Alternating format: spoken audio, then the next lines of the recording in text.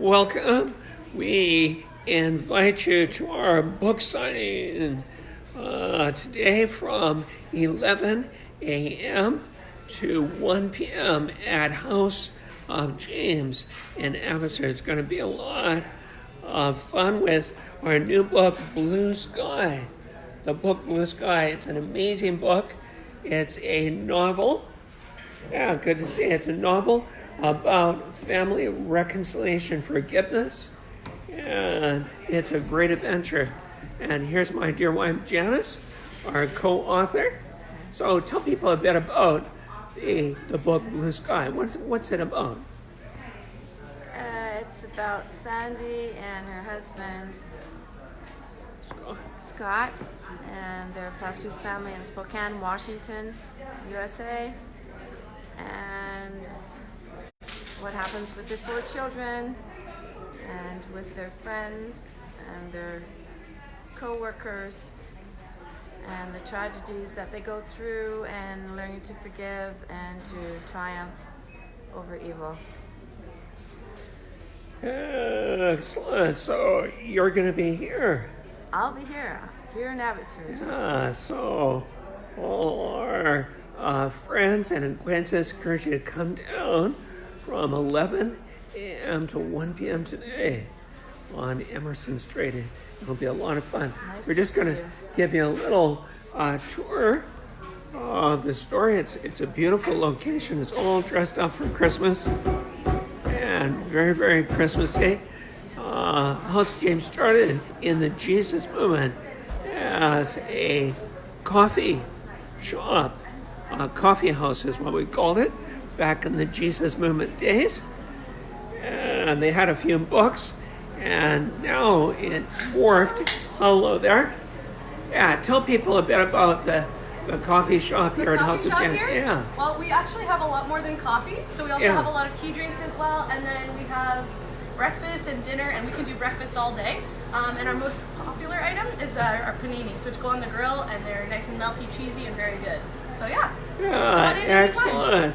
Wonderful. We're doing a book signing for our new novel, Blue Sky. So we're encouraging people to come to House of James. What's the address again? It's on Emerson, It's right? on Emerson. It's right next to Van City Bank, and you'll see it if you're coming from West Oaks. Yeah. So encourage everybody to come down. Absolutely. Come on down. We'd love to have you. And you can get a coffee and latte and all kinds of good stuff. All kinds of good stuff. Lots of treats in there, too. Yeah, excellent. Sometimes they have concerts here, particularly like Friday evenings. And so it's an amazing bookstore. I'll just show you a few things. They have different great Christmas presents and puzzles. People are always looking for presents for Christmas. And this is the children's section. My wife is probably looking for something for some of our grandchildren. I have lots of great. This is a great section. And areas for our kids to hang out. And very creative. Very, very interesting.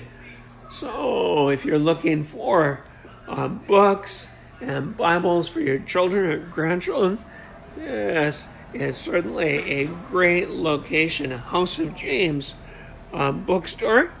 They've also got a section for used books upstairs. You can check that one out. There's certainly a lot available, but this section in particular is DVDs, and also a very large music section, biographies, social issues, apologetics, classics, biographies, as I mentioned, and devotionals.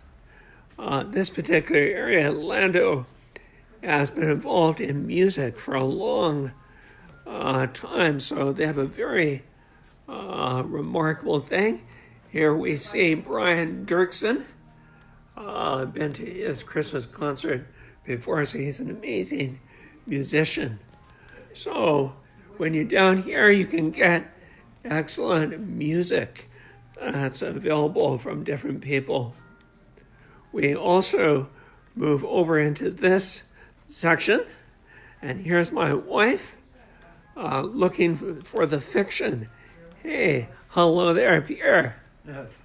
So you're able to find some of the other books? Yes, I just dropped them off at the front there. So can I do a quick interview with you? This is Facebook Live. Oh, exactly. Please don't. Yeah, okay, no Thank problem. But you're the assistant manager, right? That is true. Excellent. So So that's great. So Lando started this 46 years ago, didn't he? that's correct. Which is amazing. Yeah. That's a wonderful bookstore. By the grace of God. Yeah. So we have plaques available. We have cards. Not that easy to get good Christmas cards. And it's amazing how many people are already out early in the morning. And we've got a very busy staff. Yeah, And I matching. that's right. Did you fall on something? No, I had someone cut me. Oh, I did a carpal tunnel. oh, did you? Yeah, well, I fell and broke my pinky on black ice, which is a drag. Oh, that's not fun. No, it isn't. And so great things for Christmas. So here we are back at the book signing.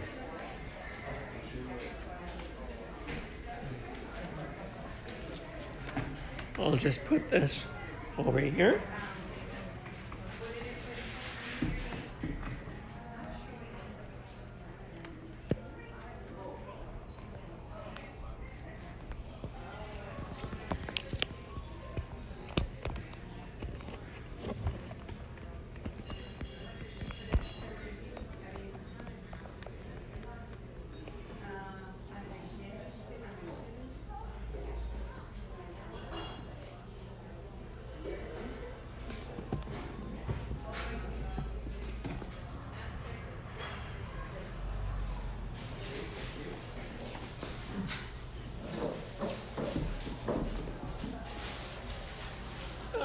So, greetings.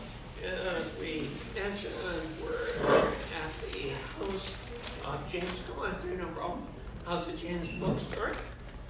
And we've got a number of books. We've got For Better, For Worse. My wife and I wrote this about how to have healthy relationships, lasting relationships. It was based on my doctoral thesis on strength in marriage. We have another book called Restoring Health, Body, Mind, and Spirit, based on the book of Titus. Titus is an amazing book.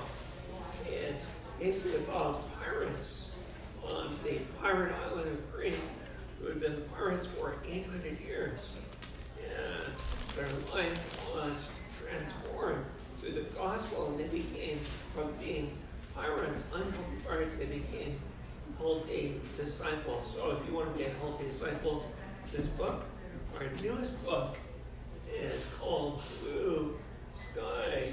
And this is actually, in a sense, a sequel to our For Better, For Worse book.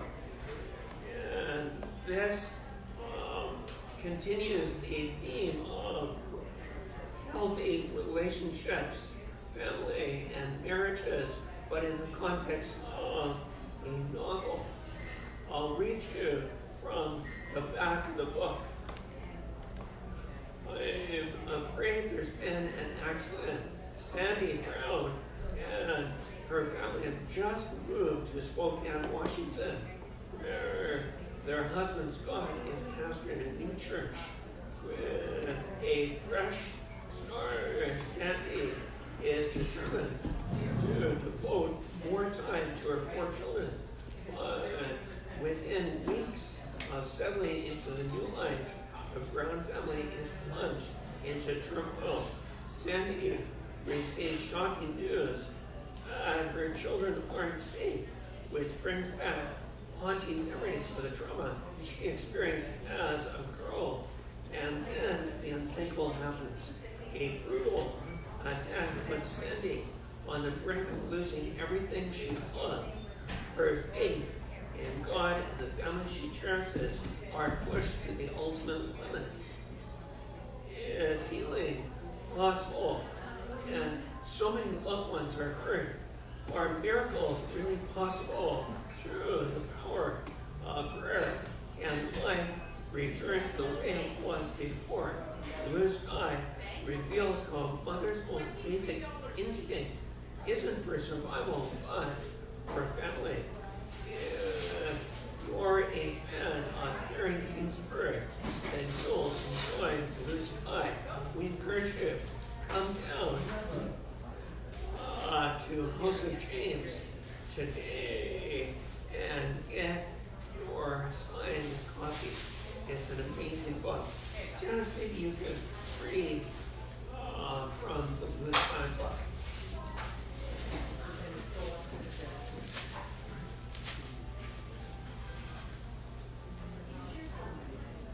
This is from chapter 9. The next morning, Detective Cassidy phoned Pastor Brown at 9 a.m. Scott picked up the phone in the bedroom. Hello, Pastor Scott. We looked all night for the male suspect and found him just after 8 this morning, sleeping behind a restaurant within the Skid Row area of downtown. He looks just like Jerry described and still had Jerry's black wallet in his backpack. His nose was swollen.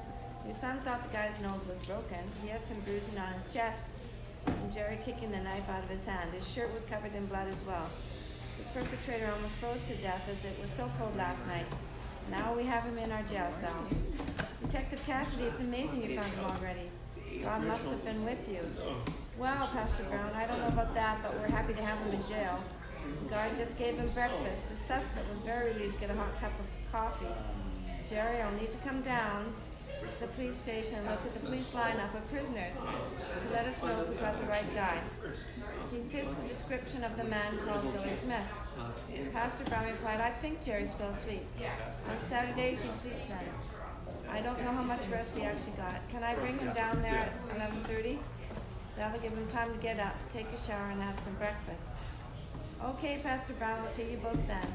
Just ask for Detective Cassidy. I'll come and bring you through to the observation room. Scott gently touched his wife on the arm as she lay on their bed trying to sleep. She murmured and moved away from him. Sandy, are you awake? No, I'm not. Sandy, dear, I need to tell you something. They think that they're saying Jerry's black wallet on. Jerry and I have to go down to the police station. Oh, wow, that was fast. Just a moment. Let me wake up here. She paused. I hope Jerry's okay. You better take him to that medical clinic downtown on the way back home to make sure his finger's healing properly. He may need stitches. Josh has an indoor track meet today and has already left with his friend Stu. The girls and I are planning to go shopping at 10 for some spring clothes. There's some great sales on today at the downtown mall. Later on, we're taking Charity to see the movie Toy Story. It's supposed to have amazing graphics and a cute story. Shirley got up and dressed in jeans and a long red sweater. She looked great with her dark hair and eyes. It was amazing to her husband how much Jerry's face resembled his mother's. I was going to say, I left one copy of Blue Sky up in the new releases here, and there's also I also left one in the fiction. Excellent. I put it back in the fiction just after I talked to you there. Yeah, very just so good. that to keep your spot, but also I thought if you're walking around, you want to see where your book is. Yeah, wonderful. All That's right. excellent.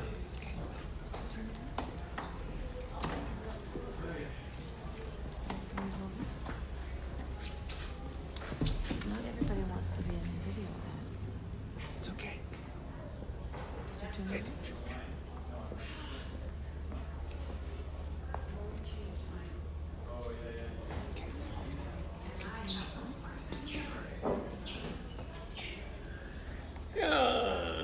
Thank you, Janice. And I'm going to read you a section from chapter 14, was to give you a taste. Charity, dressed in her strawberry costume, twirled all around the living room, dreaming of dancing like Ellie. Charity's ankle was just fine for 5 minutes. Right in the midst of the dance recital, she was the star of the show, being the tallest in her age group. Standing right in the middle of the stage, Charity didn't move while the other strawberries danced around her. After the performance, the family went to the dairy room, Dairy Queen, so everyone could choose their favorite type of ice cream. Of course, Charity chose chocolate and didn't understand why everyone else didn't want the same. Sandy was so glad her ankle was fine. She was such a sweet girl. After all the children were asleep, Scott and Sandy had a good talk with Scott's parents. They were pleased Ellie and Jerry were going for counseling. They said a prayer together for the teen events the next day and for healing all the family members. The family was learning that it took time to get over trauma. Scott was busy the next day running around visiting older members from Cornerstone Church. He didn't go into the church office at all. However, he did make sure to go to Josh's track meet to see him win before running to his next appointment.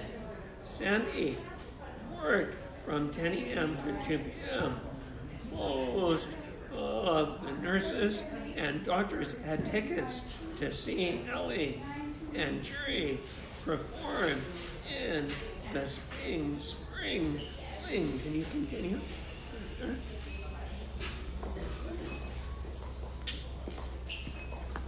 After work, Sandy rushed over to pick up Charity and then Josh.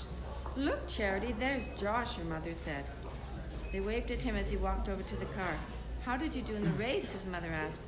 Slowly climbing in the front passenger seat, Josh looked weary. Sweat dribbled down his forehead. Grinning, he said, "Mom, I won the race and Stu came second.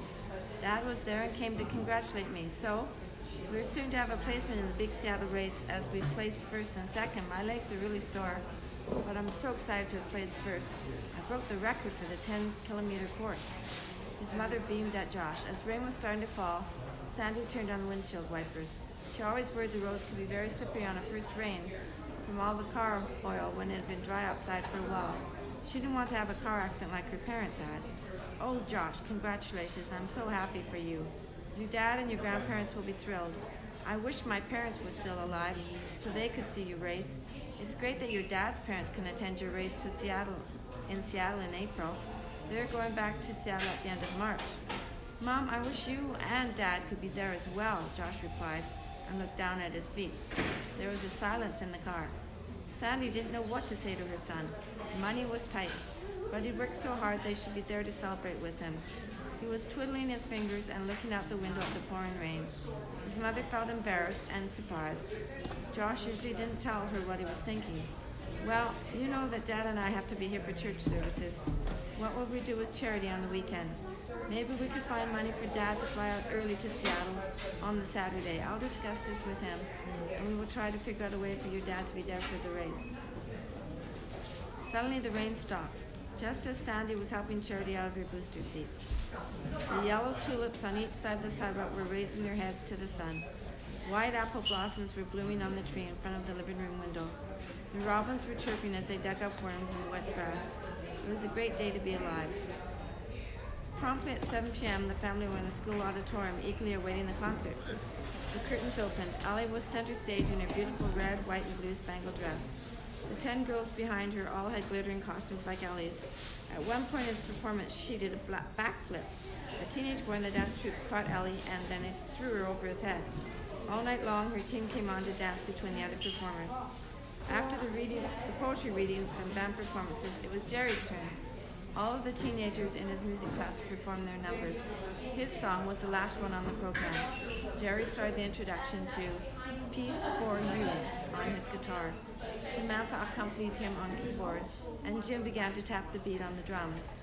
The song started quietly and slowly, but built in crescendo and tempo. Jerry sang the first verse solo. Samantha joined in with the harmony on the second verse, as Jim began playing a louder and more complicated beat. On the last verse, everyone in the music class came out and sang with Jerry and Samantha. As the finale of the concert, Jerry's song made his mother cry and touched her heart. Scott was right. Jerry was very talented. She wished she had noticed this before. After the concert, some family friends came over to the Brown house for soft drinks and dessert. Grandma Vera Brown had made 2 of her famous blueberry pies. Samantha, you played very well on Jerry's song. Your family must be pleased with you, Sandy said. Oh, thanks, Mrs. Brown. It's such a lovely song. And the chord progressions are so easy that I enjoyed playing it. Did you hear a radio station has agreed to play Peace for You next week while we are on spring break? I'm hoping Jerry might get a recording contract from this opportunity. Jerry came rushing over. He took Samantha's hand and held on to it. Yeah, Mom, I'm so excited. I just got the great news from my music teacher. Mr. Rushton said he'd phone me when he knows the time they will be playing my song. Things are looking better, right, Sammy? She nodded her head in agreement with Jerry. Jerry gave Samantha a big hug. His mother was surprised Jerry would be so forward. But Samantha didn't seem to mind. She noticed they continued to hold hands. Just as she was going to complain to her husband about this, Allie's boyfriend came over to her. Thanks for inviting me for dessert, Mrs. Brown. Allie was awesome in her dance routines. I'm so glad Billy Smith is still in jail. We're both looking forward to having a real break on spring break. Lewis and Sandy both laughed at this little joke. Looking earnestly at her, he said, Mrs. Brown, I've agreed to work for a veterinarian over the break to see if I would like to do that as a profession. Oh, that sounds like a good idea. You need to be good in math and science in order to make it into a veterinarian college, and you are. I hope you enjoy working there. Thanks so much for the good tutoring you've been doing with both Allie and Jerry. I think they might even be enjoying math now.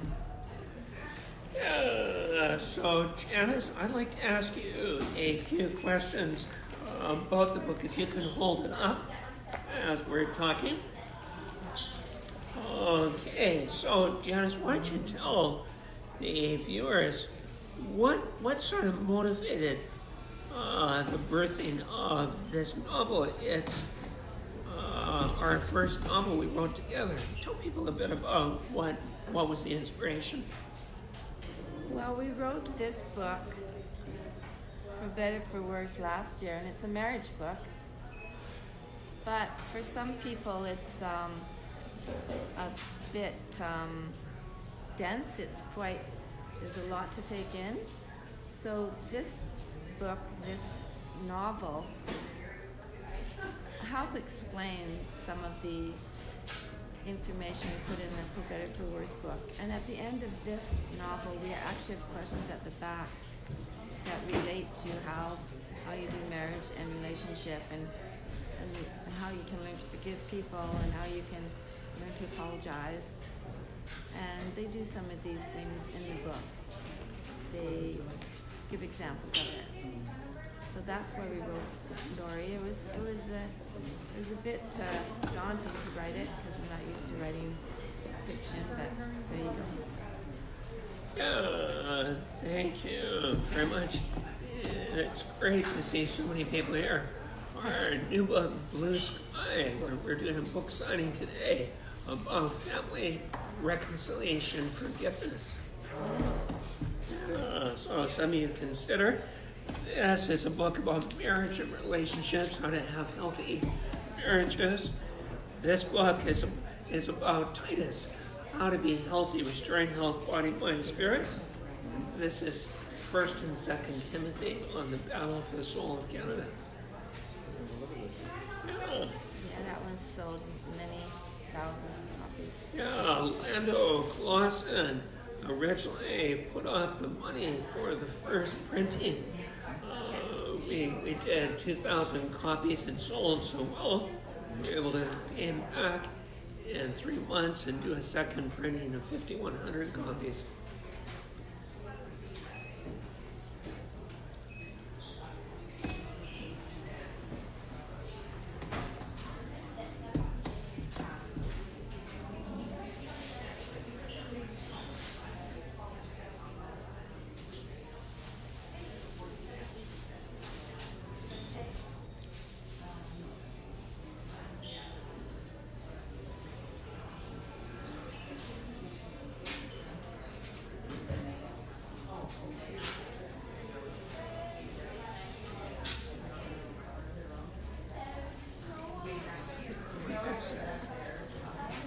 looks good.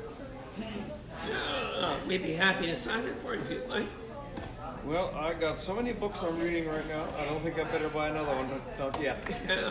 But I'll keep that in mind. Yeah, keep it in consideration. Looks very good. It's a good study of Timothy. That one. Yeah. And this is the study on Titus. Oh yes. Okay. So it's the sequel to this book. Oh yeah. Okay. And how do you become healthy? You know, Canada's been going through lots of challenges. How do we become Physically healthy, spiritually. spiritually healthy in every area? That's very important. Yeah, it looks good. You do all of this? Exactly. Nice to meet you. Yeah. Great. We used to live out here in the 80s. Oh yeah. Yeah. Yeah. You live in Abbotsford? We live in Surrey We now. lived here in 1982 to 87. Oh yeah. And then we moved to North Vancouver Okay. and wrote these books. And recently we moved to Surrey White Rock. And this book just came out. It's a fiction applying the principles in a novel because a lot of people prefer to read fiction. And we located it. I'm different. I You like prefer nonfiction? not to read fiction. Well, I Okay. think I more, like the real thing. I think Okay. more women prefer that. Well, then you prefer that one. That's real. This story. particular book is We went based to Africa. based on my doctorate and principles from Ephesians chapter 5 on how do you have healthy marriages, healthy relationships in an age where it's difficult. And our culture doesn't always encourage No, people right, investing right. in marriage. Well, we're married 55 years. So. Congratulations. Congratulations. Yeah, we're married 42 years. There you go. That's We You look so young to be married 55 years. Wow. we went to Uganda and Rwanda and taught on this book. One place we taught 30,000 people at once on marriage, forgiveness, issues of bitterness, apologizing. It's so needed there and here. Exactly. Well, Very needed. well, they thought it was amusing that he would go for walks with me and that he'd do the dishes. So in this book, I put them doing the dishes and going for walks because that's not something they Good do for in you. Africa. Good. So, but that is something we do. So Yeah. both my dad and Ed's dad always did the dishes. We had a Christian singing group in the 1970s during the Jesus movement, and we sang at the original House of James in Mission as a coffee house. So Lando and I, we go back, 46 years. Wonderful. Which is, I'm sure you know Lando. That's wonderful. Well, we weren't here then. At that time, we were in Okay. Alberta at that time. Oh yeah, Yeah. where? Calgary. Yeah, Oh, I very lived in good. Calgary. Came here in So- '85. Actually, we didn't come here. We don't live here. We live on the island. Yeah, do you? Yeah, Courtney Oh, area. We write for the Light magazine, which you can get over there, and it covers both BC and Alberta. And so we do a monthly column called God's Fire Starters People.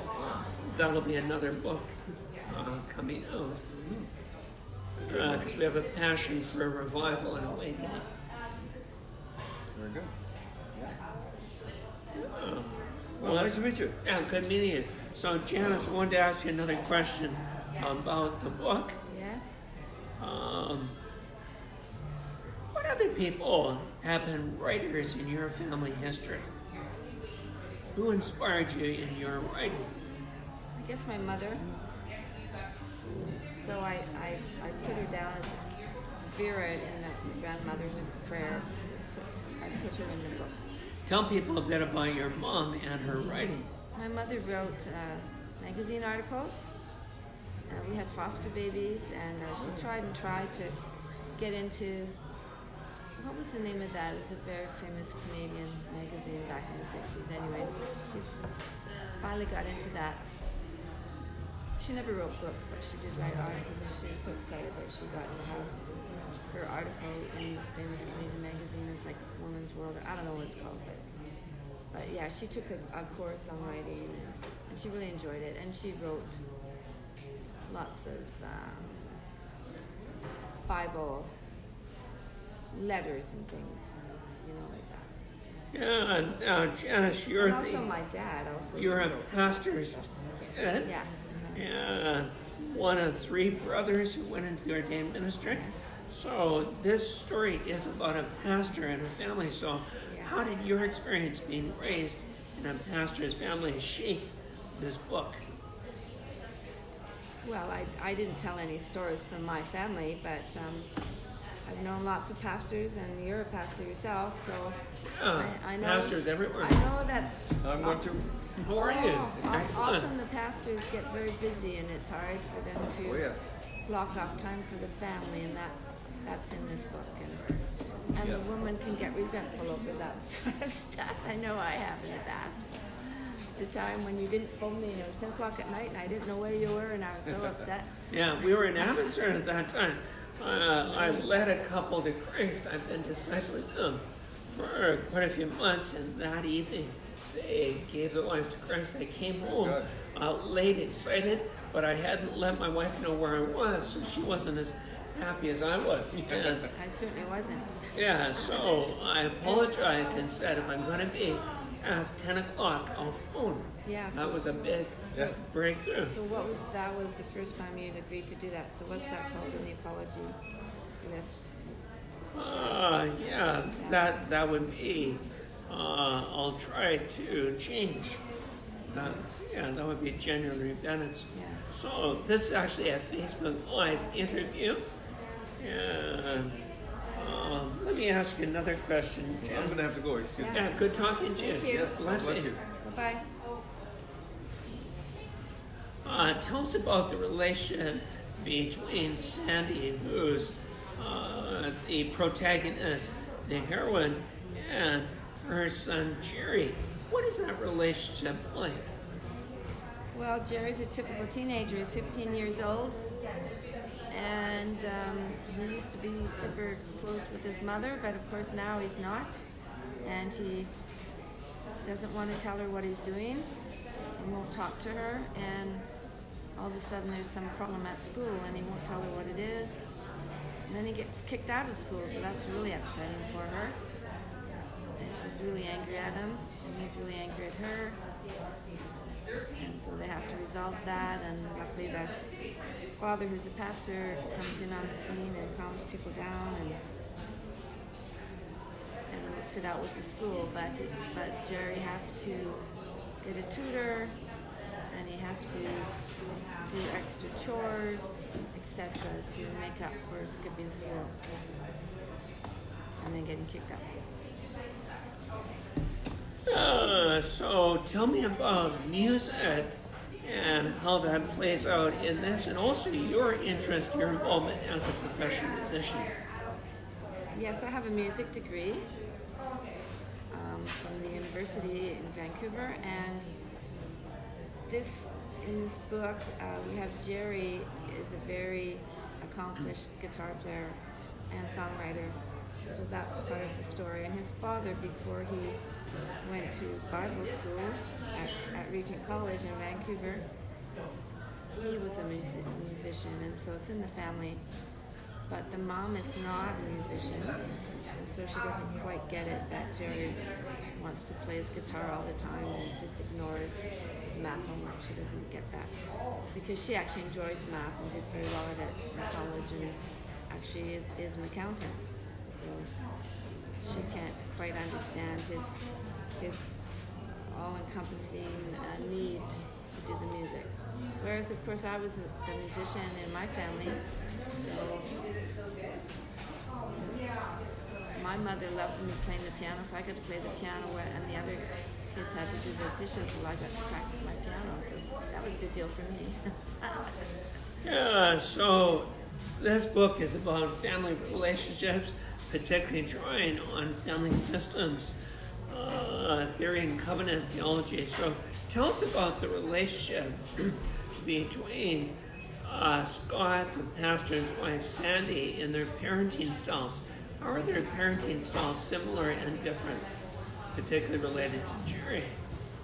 Sandy's very rigid and tight, and Scott's very laid back and, you know, oh, it'll all work out. Well, it does work out, but it's painful for Sandy because she likes to control it and make sure it happens the way she wants. Yeah, and so how did they negotiate this transition? Because they do have changes, don't they, in their style, and strength in their marriage. How does that happen? Well, she backs off on having to control, and he becomes stronger and is more aware of what's happening, and becomes stronger and more protective of the family, which he needs to because some tough things happen and he needs to be Seems like he becomes more present, doesn't he? Yes. Yeah. Hello there. Hello. Merry Christmas. And one of the things in this book which I thought was an interesting, it's written in the 90s. So in the 90s, people couldn't afford to have cell phones. So they had just started coming in, but people didn't have them.